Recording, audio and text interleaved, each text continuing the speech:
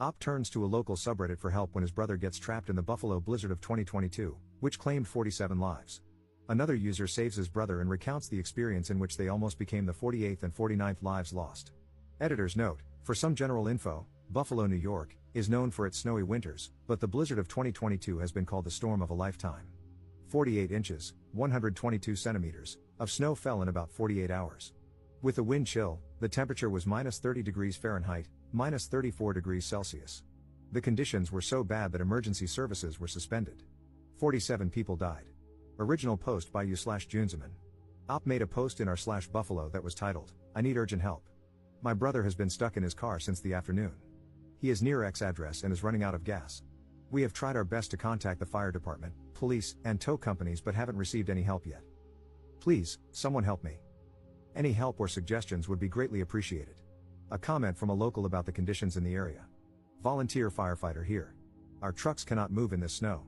We are getting stuck and cannot get to anyone at the moment. At least 50% of the town's fire apparatuses are stuck somewhere. I hate to say this, but if you can contact him, tell him help is probably not coming. He is going to have to get resourceful, knock on doors, do something. There is nothing we can do at the moment. We are snowed in at the fire hall. Comment left by u/spore211215. I live close by, I can bring some gas and warm clothes, possibly. If he's up for it, I can walk him back to that fire hall. I live near that area. Update 1 day later. Posted by u/spore211215.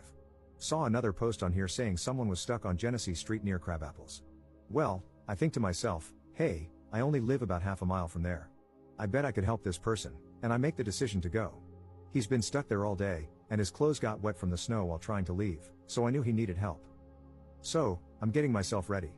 I grab what little gas I have, some food and water in case he needs any, and some warm clothes and a blanket for him. Then I gear myself up. I put on thick hiking socks, sweatpants, a backpack to carry my gear, puffy snow pants, a Hanes white tee, 2 sweaters, a jacket, a high-vis vest, thick leather winter gloves, insulated winter muck boots, a headband, and a motorcycle helmet to help combat the snow and wind. So, it's time to head out.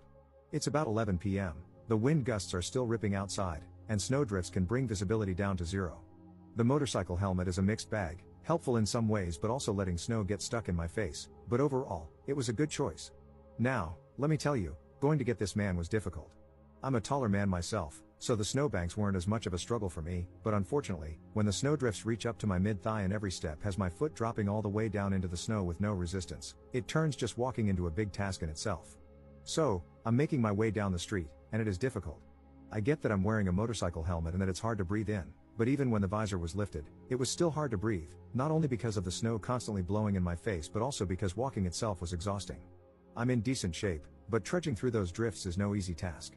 Eventually, I make it down my street and a few streets over, switching between easier and near impossible spots of walking along the way. I get to an automotive business, and their building blocks a lot of the snow, allowing me to walk like normal for once in a long while. I keep trekking, but now I'm near a main road without buildings as densely packed, so the snow drifts are blinding at points, and I need to focus on buildings and objects to know where I'm going.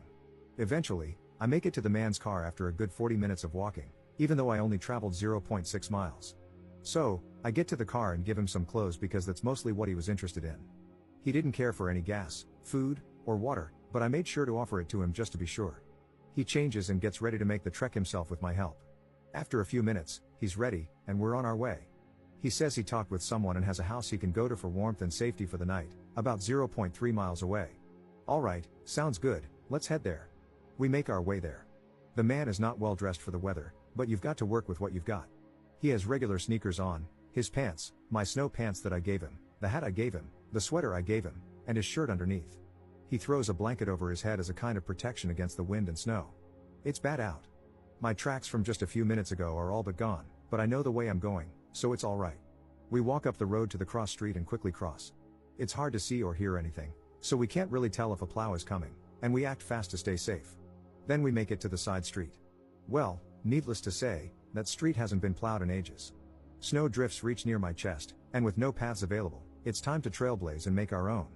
We need to make it maybe 9 or 10 houses into the street, but with snow like this, we're barely progressing at all. I'm dressed for the conditions, so I'm only getting tired. The man I'm helping isn't doing great. Snow is accumulating on his face, and he occasionally falls into the snowbanks and needs to recover. When we get near houses that block the wind, we take a break and relax because we need the energy to make it to this house and can't give up. After more struggles, we eventually make it to the house, about 0.3 miles in 30 or so minutes. The person living in the house graciously lets us both in. I recover by warming up a little bit. The snow that accumulated on me just starts dripping and melting, which I know is a bad sign, so I make my stop short to avoid being drenched on my trek back. The man I helped is very thankful and gets comfortable and warm for the first time in hours. But I can't stay long, so I tell him I'm glad he is safe, thank the homeowner/renter, whoever the man that let me in was, and head back out. Now, I'm on my way back home. It's a few minutes after midnight. I made it about a mile in an hour, not great, but it is what it is. There's another 0.6 miles or so to go. My phone is getting caked with ice at this point, but surprisingly, it keeps working throughout the whole trip without any issues. Time to make my way back.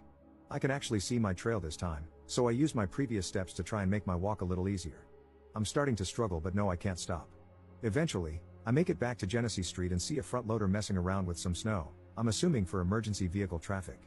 His windows are all iced over and fogged up, and I can't tell if he even sees me. I've got my mission, so I stay the hell out of his way and keep going.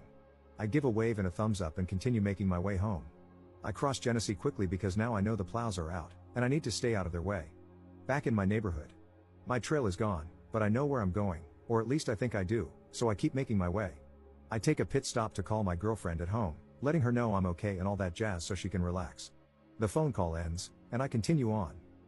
Snow is piling up on my visor, and I've been constantly raising and lowering it throughout this whole trip. Fog and ice are really blocking my vision, so I essentially have to keep the visor up to see, only lowering it now and then to catch my breath or block the heavy snow gusts. My progress is really slowing, and my right leg is starting to hurt. Feels like I'm pulling something near my hip. Oh well, that's unfortunately not something I can dwell on while navigating the streets in a snowstorm. I keep making my way at a severely reduced pace and take a turn onto my street. Unfortunately, I was a bit exhausted and confused and made the turn one street too early, realizing it about halfway down. Weighing my options, I decide I can't really keep going forward without risking wasting even more time trying to get home. So, I backtrack to where I made the wrong turn and continue on the correct path. Eventually, I make it one street further and take the correct turn. I am getting exhausted, and my leg is really starting to bother me. No matter, gotta keep going. I hook a left and am on the final stretch home. The foot trail is gone again, so I'm on my own for making a path. The snow drifts are getting bad and extremely difficult to get through. I start counting my paces and can only make between 10 and 25, usually only 10, before I need to stop and catch my breath. Gotta keep going. That trail's on for a while. Eventually, I start walking right up against people's houses if the snow drift has made a path where there's less snow. I'm close to home but very, very tired. Thankfully, for the most part, the snow is at least at my back on this path. I keep struggling but can't give up. I am making nearly no progress, but I gotta get home. Eventually, I can see my house light but still have little energy to make it there. 10 steps. 10 steps. 10 steps. I'm close. I see the last section of snow near my house. 5 steps. My leg is really hurting. 5 more steps. Boom. Home. I am exhausted and ready to drop. I make it in the door, and my girlfriend helps take off all my clothes, backpack, and whatnot. I'm caked in snow but stayed warm throughout. I try to take my helmet off, but the snow caked onto the back of my head so much that my hair had ice in it, making it stick together. She had to melt the ice with her hands to get it off. I have her check me for frostbite, and surprisingly, there's none to be found, which I might debate. At the time of writing this, my ears are still a bit numb and have a funny feeling, but nothing of much concern. It's almost like the feeling of Novocaine at the dentist, but to a much lesser extent. Then I relax. She has hot cocoa ready for me as I walk in, and now I just get to relax. I earned this hot chocolate. Mission success, helped a man get home safe and got home myself. A comment from the homeowner who took you/Junzeman's brother in. Thank you man, you saved the guy's life. May Allah bless you. I'm the homeowner you guys came to help. For a second, I thought you were a first responder with your helmet on, lol. It's a happy ending story. The man stayed in my house for 2 nights, and he headed out home this morning. He even helped me clean some snow off my driveway before he left. He arrived home safely, though his car is still stuck on the road. Thank you once again. Second update same day. Posted by you/Junzeman. Last night, I made a post asking for help from my brother, who was stranded in the snow. After posting, I received lots of suggestions and advice. Then, out of nowhere, this man came and offered his help. Shout out to this kind human angel, you/Spore211215, for helping my brother out of the snow in Buffalo last night. This man deserves all the love, prayers, and gratitude for risking his own life to save a stranger. My family will forever be indebted to him, and I just want to help share his story in the hope of spreading some good news during this holiday season. Please help me make this local story known. Thank you, and happy holidays.